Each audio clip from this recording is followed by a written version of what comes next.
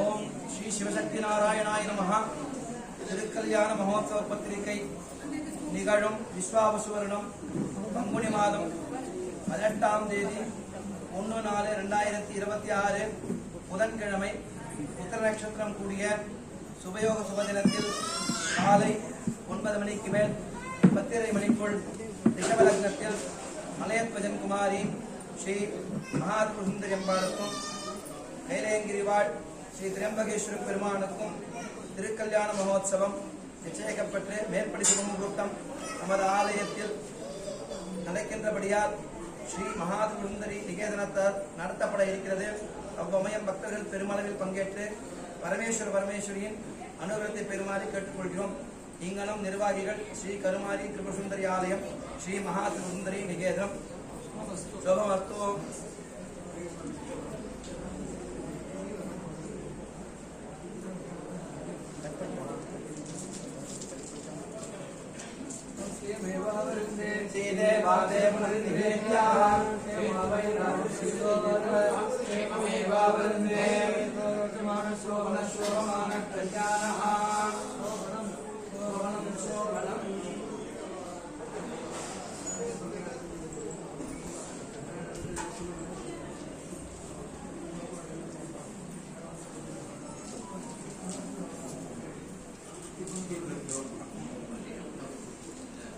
பார்வதி பதகே மகாதேவா.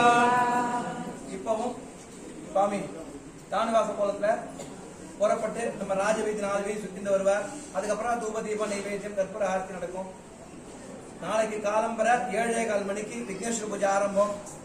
7:30 மணிக்கு மேல விவாக ஹோமங்களும் 8:15 ஊஞ்சல் வச்சு பாடி காசி யாத்திரை நடைபெறும்.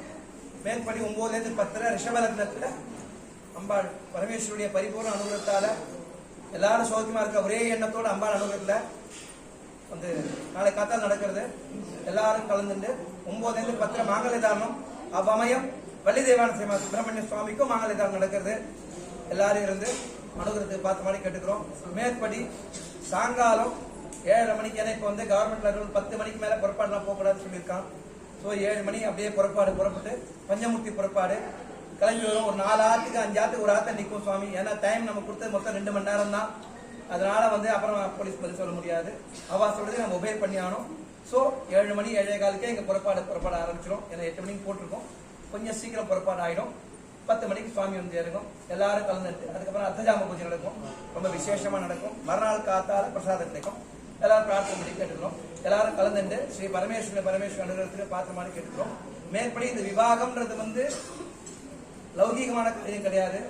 பரமேஸ்வரன் பரமேஸ்வரி ஒவ்வொரு சரீரத்துள்ளும் இருக்கா. அவளுக்கு தேவையானதெல்லாம் நடத்துறதுக்காக அவ வந்து உட்காந்துருக்கா. அவ்வளவுதான், வேற காரணம் கிடையாது. நம்ம பார்த்தா அப்படிலாம் கிடையாது. அவர் பரமேஸ்வரன் எப்பவுமே அப்ப அதனால பாத்தீங்கன்னா மன்மதன் எரிச்சு அப்புறமா தான் அவர் கல்யாணம் பண்ணிட்டார் பாருங்க. காமத்துல கல்யாணம் பண்ணிக்கல, மன்மதன் எரிச்சு அப்புறமா கல்யாணம் பண்ணிட்டார். அதனால அப்பேற்பட்ட விவாகம்ன்றது அவ்வளவு வசதியான ஒரு சப்ஜெக்ட் இது. எல்லாரும் பிரார்த்தனை பண்ணிக்கோங்க. யார் யாருக்கு என்னென்ன நடக்கணுமோ அதை பிரார்த்தனை பண்ணிக்கோங்க. எல்லாத்தையும் நிச்சயமா பண்ணி தருவோம். பிரார்த்தனை பண்ணுவோம். நம பார்வதி பதங்கே ஹர மகாதேவா.